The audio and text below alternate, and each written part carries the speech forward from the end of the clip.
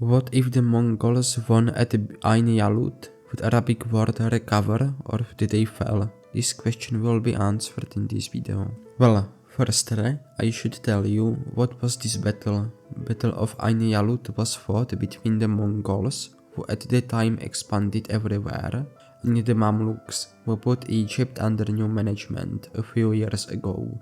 Mongols at this time were expanding a lot. If we look on their expansion only in the Middle East, they conquered Baghdad and destroyed it a lot. Because of that of Mongol Khan, part of their forces retreated back to Asia. This led to the Battle of Ain Jalut, where the Mongols fell for Mamluk trap and got destroyed. But what if the Mongols won? For this, we are making several changes. That of Mongol Khan is postponed by a few years, and the Mongols don't fall for a Mamluk trap. This loss would be really bad for the entire Muslim world, even worse than the destruction of Baghdad. Mongols would probably plunder the holy city of Mecca and Medina before moving and occupying all of Egypt. This all would fatally weaken Muslims and put Christians in a much bigger danger than before. Although the Crusaders states in the Middle East wanted to ally the Mongols, they would not be allies. The one time Mongols were in Europe, they occupied all of Hungary and defeated Poland in a battle. But the Mongols would slowly disintegrate into many realms before continuing their conquest, saving Muslims in North Africa and Europe. Middle East would divide into smaller states. This would help the Crusaders, who would manage to reconquer Jerusalem and gain more power.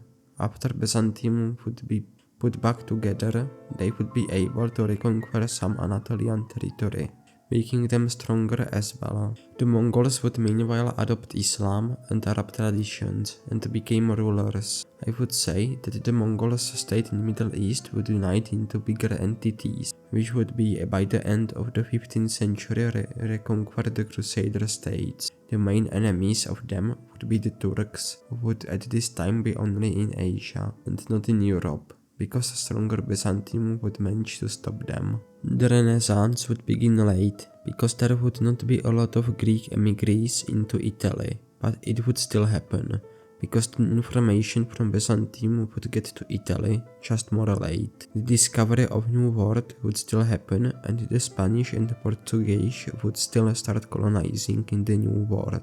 Almost nothing would be changed, and the colonies would end up looking almost the same as in our reality. Protestant Reformation and 30-Year War would also not change, but the Ottoman siege of Vienna would not happen. This would lead to Germany being more unified by the Habsburgs, who would not need to take care about the Ottomans in Balkans. The Turks would in 17th and 18th century manage to defeat the last Mongol states in Egypt and unify the region under them, but at this time it would already be too late for some massive expansion into Europe. I would expect that Russia and Byzantium would ally and concentrate on defeating the nation and carving it up. This effort might lead to conflict with Britain or France, who would want to make the Russians weaker.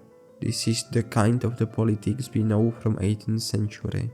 This would still mean that the Ottomans would lose a lot of territory, like there's Aegean and Black Sea coasts, Caucasus or Armenia and Egypt as well.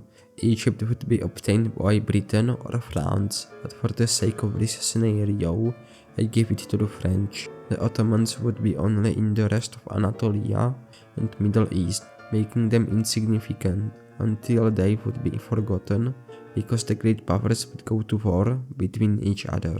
This is all. If you like this video, you can give like and subscribe, because I have here a random fact for you.